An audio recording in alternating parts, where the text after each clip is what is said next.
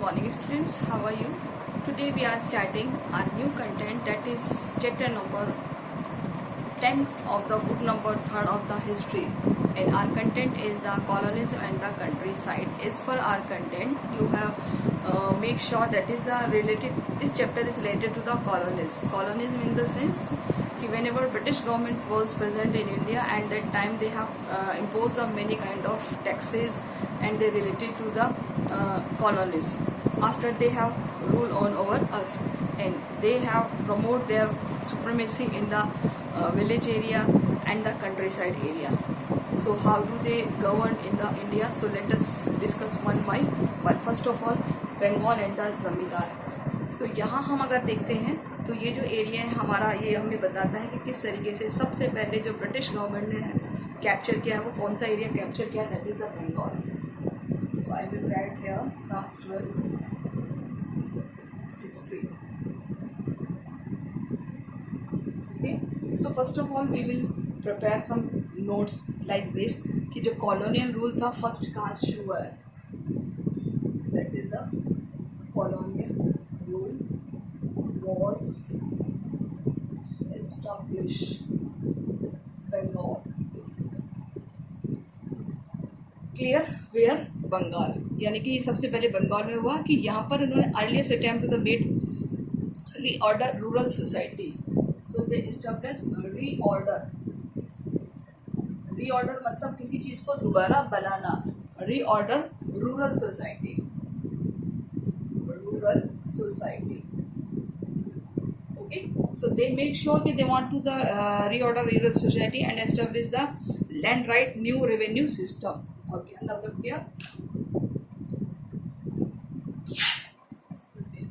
new revenue system, नया revenue system यानी new land tax उन्होंने इंट्रोड्यूस किया. To see the what happen they in the earlier East India Company. अब हम बात करते हैं ईस्ट इंडिया कंपनी इंडिया में कब आई, तो इसका एक छोटा सा इंट्रोडक्शन देते हैं. इन 1600, दिसंबर 1600 ईस्ट इंडिया कंपनी. ओके, सो किसके परमिशन से, एलिजाबेथ, क्वीन एलिजाबेथ फर्स्ट की परमिशन से इंडिया आई थी. तो ईस्टर्न कंट्रीज में ट्रेड के लिए यहाँ पर इंडिया आई थी. बट आफ्टर दैट उन्होंने यहाँ देखा कि बहुत सारी प्रॉस्पर्टी है, so they have capture on over the India. Okay, तो हम बात करेंगे यहाँ पर द ऑक्शन ऑफ बर्डन, यानी कि ऑक्स जो एक एरिया का नाम है ये क्या बोलते हैं इसे, बर्दवान एरिया है जो कि कलकत्ता में है. वहाँ पर लैंड का ऑक्शन कैसे शुरू हुआ देखिए. Auction of land in Burdwan.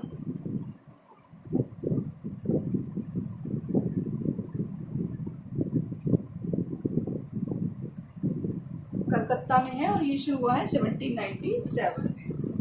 1797. देखिए यहाँ पर हमें जो प्रिपेयर करना है, सबसे पहले हम बात करें इसका नया नाम क्या है. अगर हम इसका नाम बात करें तो दैट इज द बर्धमान, यानी कि पहले इसको बोलता था बर्धमान, अब बोलते हैं बर्धमान. ये एक बहुत बड़ा एक इवेंट हुआ था यहाँ पर जिसमें बहुत सारे महल्स यानी कि एस्टेट्स को होल्ड किया था राजा ने और उसको सोल्ड करना शुरू कर दिया. सोल्ड देयर प्रॉपर्टीज लाइक महल. ठीक है, उन्होंने महल को सोल्ड करना शुरू कर दिया. Being the permanent settle came to the operation in 1793. एक नया उन्होंने रूल्स किया है 1793 में, एक नया रूल पास किया है, that is the permanent settlement. Permanent settle पेश किया है इन्होंने ऑपरेशन 1793 में. The East India Company has fixed to revenue that each zamindar had to pay. अब इस सिस्टम में क्या करा कि हमें ज़्यादा से ज़्यादा क्या करनी है, अपनी प्रॉपर्टी को सेल करना. हमें भी जो गांव के लोग हैं उनकी प्रॉपर्टी को सेल करना है, जो भी उनके महल हैं बड़े घर हैं उनको सेल करना है. और वो करने के लिए उन्होंने किसको अपॉइंट किया, जमींदार को. क्लियर. अब ये जमींदार क्या करते थे, इनकी प्रॉपर्टीज़ को बेचते थे, यानी कि गांव के लोगों की प्रॉपर्टी को बेचते थे। अब इसके पीछे भी कहानी है, क्यों? क्योंकि जो ज़मींदार थे वो गांव में बहुत ज़्यादा रिच पर्सन थे, तो ब्रिटिशर्स ने क्या सोचा कि ये काम हम ज़मींदार को ही देते हैं। जैसे फॉर एग्जांपल ये कोई गांव की पीस ऑफ लैंड है, यहाँ इसका इन्होंने क्या कर दिया, डिवीज़न कर दिया है।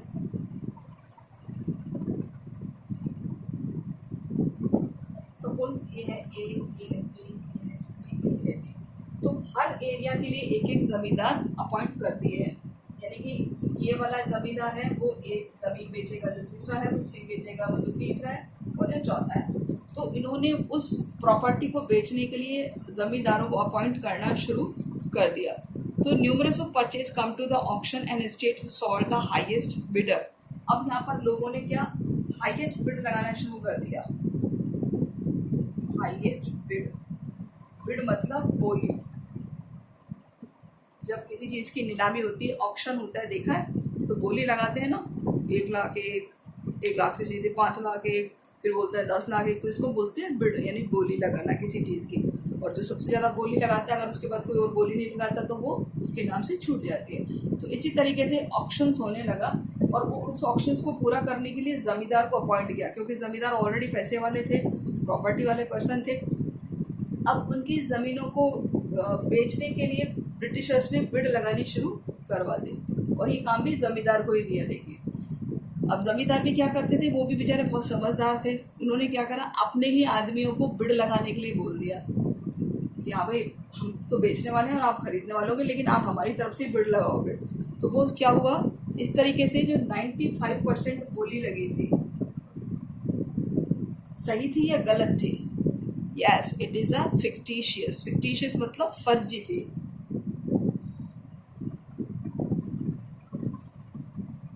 बहुत ज़्यादा फर्जी थी। क्यों थी? क्यों थी फर्जी? क्यों? क्योंकि जिसकी ज़मीन थी उसी के मेंबर्स उस पर बिड लगा रहे हैं, अल्टीमेटली घूम फिर कर वो प्रॉपर्टी उन्हीं के पास आनी थी। तो इस तरीके से एक ऑक्शन की परंपरा, एक ऑक्शन का खेल शुरू हुआ था कब? 1793 में। क्लियर? यहाँ पर 1793 में परमानेंट सेटल शुरू किया था। अभी परमानेंट सेटल्स क्या होते हैं? परमानेंट सेटल का मीनिंग होता है किसी चीज़ को बेचना। ओके, यानी कि प्रॉपर्टी को किस तरीके से बेचा जाए, ये शुरू किया था कब हुई है? 1793 में। Okay, now we will discuss about the problem of unpaid revenue. अब देखिए, यहाँ इससे पहले कुछ क्वेश्चंस दिए, तो why had the raja fail to the pay revenue. यहाँ राजा बोला है मतलब जमींदार को, कि वो क्यों फेल हुआ रेवेन्यू को कलेक्ट करने में, क्योंकि वही तो बेचारा बेच रहा था। And who were the purchaser of the auction. Auction में परचेजर कौन थे? जमींदार के आदमी ही परचेजर थे। And what does the story tell us about the what happening in the areas eastern India at that time. क्या हुआ था ईस्टर्न एरियाज में उस दौरान? हमने देखा था कि इस तरीके से, अब ये तो आपको छोटा टुकड़ा लग रहा है ज़मीन का, ये कई बार तो गांव के गांव होते थे, यानी उन्होंने ऑक्शन करके उसको डिस्ट्रीब्यूट करना शुरू कर दिया। कैसे किया, आपको मैं एक चीज़ और बता देती हूँ। 1765 में ईस्ट इंडिया कंपनी ने क्या ले लिए थे? दीवानी राइट्स।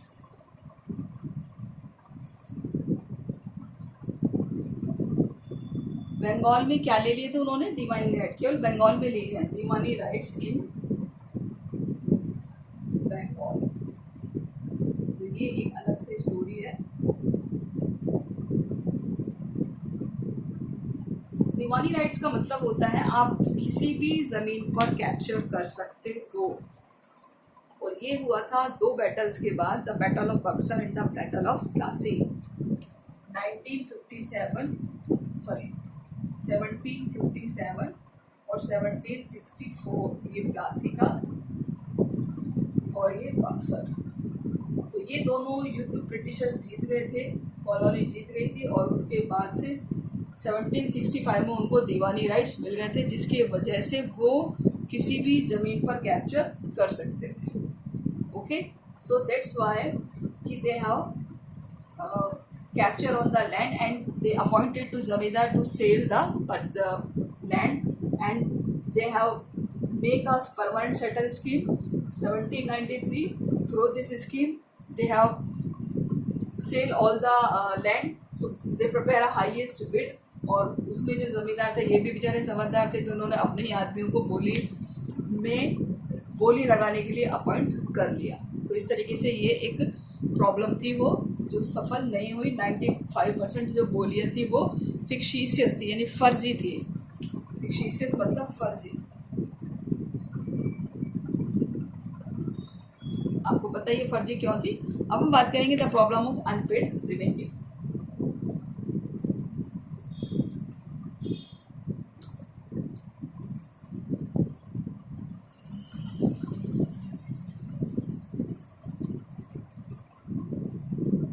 अब देखिए अनपेड रेवेन्यू में क्या हुआ था कि द एस्टेट जो राज था इनका Bardhaman Raj were not the ones the during the closing year 18th century. Over 75% of the zamindar changed hand after the permanent settle. In introducing permanent settle, British officials hoped to resolve the problem they have been facing since conquest the Bengal from 1770.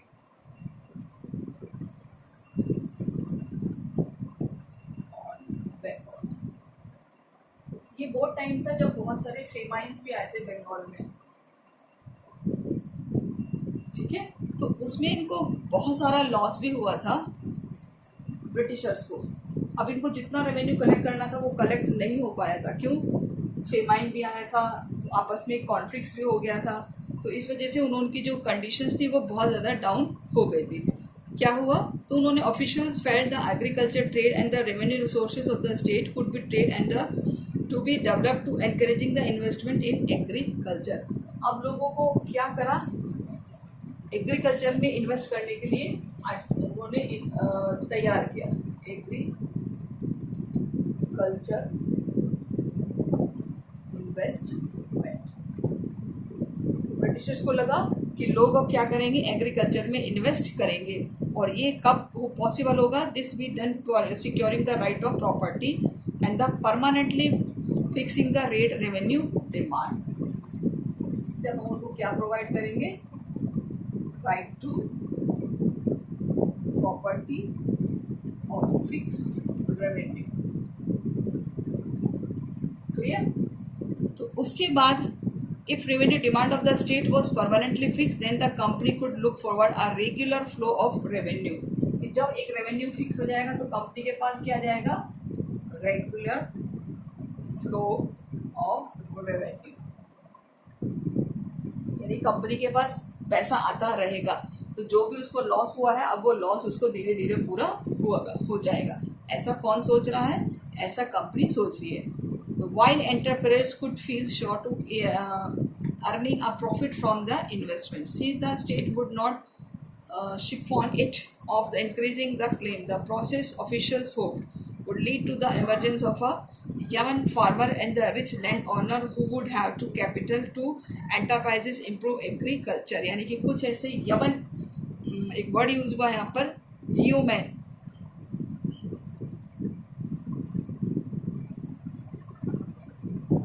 Human का मतलब होता है rich farmers, यानी कि rich farmers. जो rich farmer होंगे वो उसमें अपना इन्वेस्ट करेंगे और वो ज़्यादा से ज़्यादा ज़मीन पर कैप्चर करेंगे और वो तैयार होंगे कि हमें ज़्यादा लैंड, एक बार लैंड रेवेन्यू फिक्स हो जाएगा फिर हमें बार बार बदल कर नहीं देना पड़ेगा। क्लियर? तो इस तरीके से दे improve the agriculture and nurtured by the British, this class would also be loyal to the company। इसीलिए उन्होंने कि ऐसे रिच लोग जो हमारे प्रति लॉयल भी होंगे, जिनको ज़्यादा ग्रीड भी नहीं होगी, वो हमारे लिए काम कर सकते हैं। लेकिन the problem however lay be identifying individual who could the improve agriculture and the correct way to fix revenue by the state. After prolong debate among the company official the permanent settle was made with the rajas and taluqdar of Bengal. और जब British officers ने ये कहा कि हमारे पास investment का option आएगा रिच फार्मर्स की तरफ से, इसलिए उन्होंने ज़मींदार, जिसको यहाँ पर राजा बोला गया है, उनको अपॉइंट किया है कि अब ये जो पर्सन है ये हमारे टैक्स कलेक्टर बन जाएंगे, एक तरीके से रेवेन्यू कलेक्ट करने में हमारी हेल्प करेंगे. So they will help to in the revenue collector of the states. So they now classified the zamindar and they had to pay the revenue demand at the fixed perpetuity. The terms of this definition, the zamindar was the land owner and the village, the revenue collector of the state. अब यानी कि जो जमींदार थे, जो पहले बड़ी बड़ी प्रॉपर्टीज के मालिक थे, अब वो क्या बन गए? मात्र रेवेन्यू कलेक्टर, यानी ब्रिटिशर्स के लिए पैसे कमाने का जरिया. ओके, तो जमींदार हैव द सेवरल. अब देखिए, जमींदार के पास भी बहुत सारी प्रॉपर्टी थी. कभी कभी तो जमींदार के पास जो एरिया होता था करीबन 400 गांवों का भी हो जाता था. मैंने आपको जैसे बताया था यहाँ बना के कि अभी तो आपको एक छोटा ब्लॉक लग रहा है, बट इसका जो एरिया होता था ये बहुत बड़ा होता था. So company calculations the village with in the जमींदार फॉर्म द रेवेन्यू एस्टेट. और वो जमींदार को टारगेट देते थे कि भाई इतना टैक्स आपको कलेक्ट करना है. क्लियर? और उसको, जैसे मैं आपको बताती हूँ कि ये एक पीस ऑफ लैंड है, ये किसी जमींदार को दे दिया है ब्रिटिश गवर्नमेंट ने. अब इसका एक क्या फिक्स कर दिया? टारगेट, कि भाई आपको इतना अमाउंट तो हमें पे करना ही करना है. यानी वो क्या कर दिया? फिक्स कर दिया.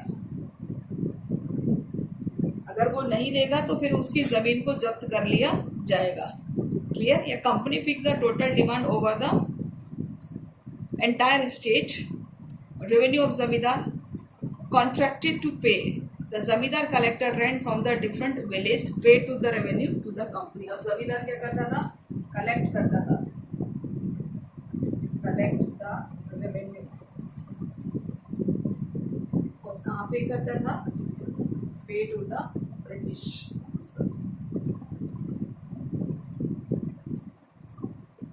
क्लियर? तो इस तरीके से देखिए, ब्रिटिशर्स ने जमींदार को अपॉइंट कर दिया, एक टारगेट फिक्स कर दिया कि बेटा इतना आपको टैक्स कलेक्ट करके देना है. अगर देते हो तो ठीक है, नहीं तो आपकी ज़मीन को जब्त कर लिया जाएगा. अब बेचारा जमींदार क्या कर रहा है? जो खुद ज़मीनों का मालिक है, वो गाँव के लोगों से टैक्स कलेक्ट कर रहा है, रेवेन्यू टैक्स कलेक्ट कर रहा है. और किसको दे रहा है? पे कर रहा है कंपनी को. And retain the difference as his income. So he was expected to pay to company regularly, failing which his estate could be auctioned. बेचारा अभी इसको क्या कर रहा है? रेगुलर. अगर ये नहीं कर पाया तो इसकी जमीन का क्या हो जाएगा? ऑक्शन, मतलब नीलामी. तो इसको अपनी जमीन से हाथ धोना पड़ेगा, इसको अपनी एस्टेट को ऑक्शन करना पड़ेगा. ठीक है? तो इस तरीके से जमींदारों को लैंड टैक्स कलेक्ट करने की रिस्पॉन्सिबिलिटी दे दी. यहाँ पर देखिए क्वेश्चंस कैसे प्रिपेयर करने हमें, कि ब्रिटिशर्स ने परमानेंट सेटल क्यों शुरू कर दिया? यानी permanent settle in the sense कि उन्होंने लैंड को सेल करना क्यों शुरू कर दिया? उनको अपने टैक्सेस पूरे करने थे. अब उन्होंने ये लैंड टैक्स कलेक्ट करने के लिए जो रेवेन्यू कलेक्ट करने की रिस्पॉन्सिबिलिटी किसको दी? जमींदार को दी. जमींदार पहले क्या थे? खुद लैंड ऑनर थे, लेकिन अब वो क्या बन गए हैं? टैक्स कलेक्टर बन गए. कैसे होता था ये सिस्टम? कि ब्रिटिशर्स ने उनको जमींदारों को अपॉइंट कर दिया and after that they will collect और they will deposit to the Britishers. लेकिन इस काम में वो फेल हो गए, जमींदार सक्सेस नहीं हुए. क्यों फेल हुए हैं वो हम देखते हैं कि वाई जमींदार डिफॉल्टेड ऑन द पेमेंट. यानी कि जो जमींदार थे वो पे को डिपॉजिट करने में क्यों डिफ़ॉल्टर्स रहे हैं. ओके, तो सबसे पहले अगर हम बात करें तो इसके पीछे भी एक बहुत बड़ी स्टोरी है कि कुछ पर्सन्स जो ज़मींदारी सिस्टम से जुड़े थे और कुछ ऐसे पर्सन जो रिच थे, फार्मर, जिसको हम ताल्लुकदार भी कहते हैं, वो नहीं चाहते थे कि ज़मींदार इस काम में सक्सेस हो. और दूसरा मैंने आपको बताया था कि जो ज़मींदार थे वो उन्हीं के बंदे थे जो उस टैक्स कलेक्शन की रिस्पॉन्सिबिलिटी को फुलफिल कर रहे थे. So they have not completely successful.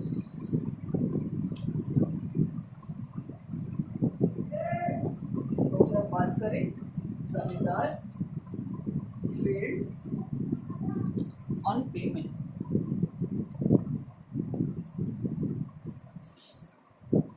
Payment देने में वो क्यों फेल हो गए. So company official felt the fixed revenue demand would be the जमींदार sense of security and assure return their investment. यानी कि एक तरीके से कंपनी अब ये अश्योर थी कि जमींदार क्या करेंगे, हमें जो रिटर्न दिया है वो अश्योर है, to encourage them to improve their state. So in the early decades after the permanent settle the zamindars regularly fail to pay the revenue demand and the unpaid balance accumulated.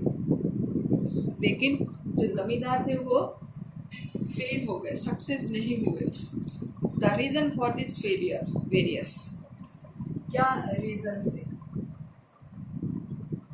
Reasons for failure अगर आप बात करें short में, तो first है the initial demand were very high.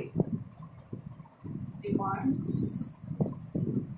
Was very high, यानी कि जो ब्रिटिशर्स ने जो डिमांड करी थी बहुत हाई थी. Because felt that the demand was fixed for all time to come, the company would never be able to claim a share to increase income from the land. When the prices rose, the cultivation expanded. यानी कि Britishers ने एक बार में ही demand को इतना ज़्यादा high कर लिया कि अगर आपका कल्टीवेशन एक्सपेंड होता है तो भी उसको बढ़ाया नहीं जाएगा. Clear?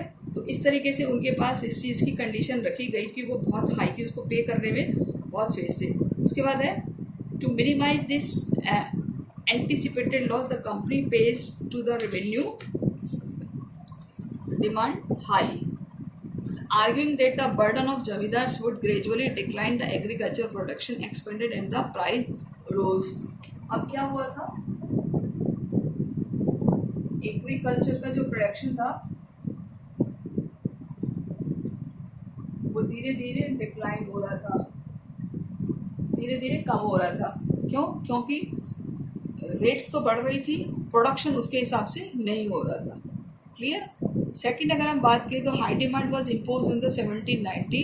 The piece of agriculture was depressed, यानी कि जो एग्रीकल्चर प्रोड्यूस था वो डिप्रेस्ड हो गया, making the difficult for the ryots to the pay for the dues of zamindar. Refuse कर दिया लोगों ने, refuse to pay the tax या revenue.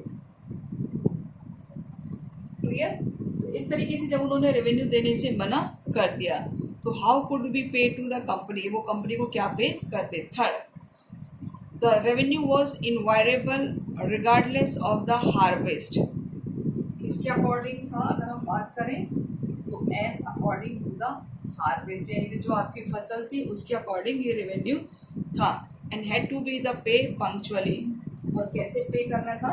Time to time. Punctually यानी बिल्कुल टाइम टू टाइम पे करना था, बिल्कुल नियत समय पर पे करना था. In fact according to the sunset law. Sunset law यानी कि एक तरीके से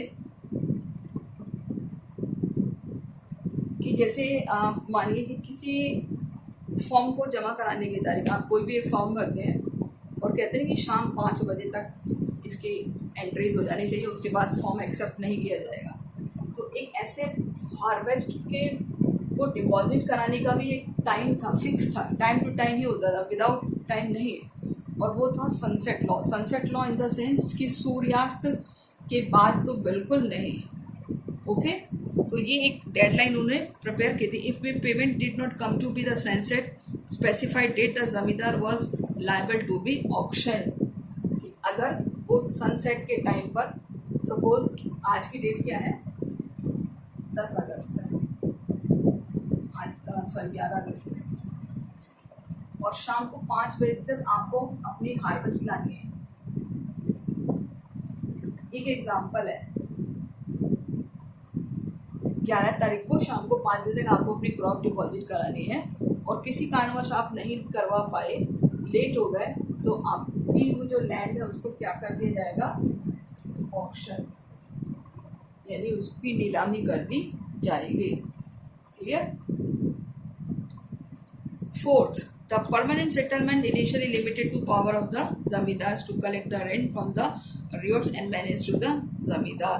और फाइनली अगर हम देखें तो ये जो लैंड कलेक्शंस का था, इन्होंने जमींदार की पावर को कम कर दिया था. पावर ऑफ जमींदार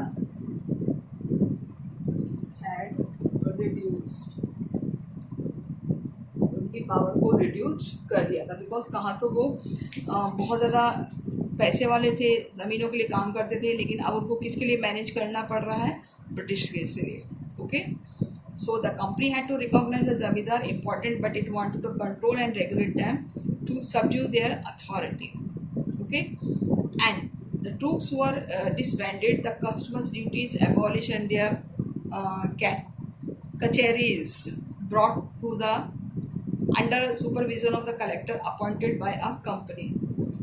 अब यहाँ पर कंपनी ने कलेक्टर भी अपॉइंट करना शुरू कर दिया, यानी कि जो पहले जमींदार कचहरीज के मामले देखते थे, जुडिशरी के मामले भी देखते थे गांव के लोगों के, अब उनकी पावर को धीरे धीरे रिड्यूस कर दिया। ओके, यानी कि यहाँ जमींदार की पावर धीरे धीरे कम होती जा रही है। So over the collectors emerged as the alternative center could so. In the one case, the Raja failed to pay the revenue. A company official was speedily dispatched his zamindari and explained the instructions to take the charge of district and to use of the effective means of the destroy all the influences and authority at the Raja his officers. यानी कि अगर जमींदार अपने काम को करने में success नहीं हुआ, रेवेन्यू टाइम पर कलेक्ट नहीं हुआ, पूरा रेवेन्यू नहीं मिला, तो ब्रिटिशर्स क्या करते थे, उसकी पावर को छीन कर किसी और को दे देते थे। तो यहाँ राजा वर्ड किसके लिए यूज़ हुआ है, raja word use is for the zamindar. So at the time the rent collection, the office of zamindar usually the as a amlah came around to the village, but the rent collection was the perennial problem, sometimes bad harvest, low prices, payment dues for the riots, and other riots deliberately delayed payment. The rich riots headmen, that is the Jatidar and the Mandals, were only happy to the see जमींदार in troubles। यानी अब जमींदार से भी जलने वाले लोग थे, जो कहते थे जातीदार या फिर मंडल्स, जिनको हम तालुकदार भी कहते हैं, तो वो उनसे जेलस करते थे कि अरे जमींदार परेशान है तो बढ़िया है, ब्रिटिश अधिकारी इसको परेशान कर रहा है तो बड़ा ही ज़बरदस्ती हमारी ज़मीनों को और कैप्चर कर रहा है। ओके, तो उन्होंने भी इनका साथ नहीं दिया। So the zamindar could therefore not easy to assert the power of them. The zamindar could pursue the defaulter by a judicial process was a long down the were down to along there were 30,000 pending suits arrears rent payment in 1798। तो कुल मिलाकर 1798 तक जो areas थे वो 30,000 के करीब paintings भी हो गए थे। तो इस तरीके से ये छोटी सी एक स्टोरी दी हुई है, just like related to the zamindari system in Bengal. Okay, so यहाँ पर हमारे 2-3 क्वेश्चंस लॉन्ग और शॉर्ट्स बनेंगे कि जमींदार कलेक्ट करने में सक्सेस क्यों नहीं हो, उसके रीजंस, ब्रिटिशर्स ने जमींदार को ही क्यों रिस्पॉन्सिबिलिटी थी टैक्स कलेक्ट करने की, ब्रिटिशर्स क्यों टैक्स कलेक्ट करना चाह रहे थे, लैंड सेटलमेंट कहाँ शुरू हुआ, परमानेंट सेटलमेंट कहाँ शुरू हुआ। इसके बाद अगर हम बात करें तो सबसे पहले उन्होंने किसको अपनी कॉलोनी बनाया, ब्रिटिशर्स ने। तो यहाँ पर ऐसे आपके 4-5 क्वेश्चंस प्रिपेयर होंगे। So be prepare for the test, जो कि आपका नेक्स्ट संडे होगा, बट आप उससे पहले अपनी जो ये वर्क है इसको कंप्लीट करके भी रखिए। सो आई होप कि दूसरी बुक आपको और भी ज़्यादा इंटरेस्टिंग लगेगी। एंड कुछ भी अगर कोई डिफिकल्टी लेवल हो तो आप जो ऑनलाइन लाइव क्लासेस हैं आप उसको सॉल्व कर सकते हैं। ठीक स्टूडेंट्स, सो टिल देन पढ़ते रहिए, होमवर्क करते रहिए, अपने सेल्फ नोट्स प्रिपेयर करते रहिए। Till then take care and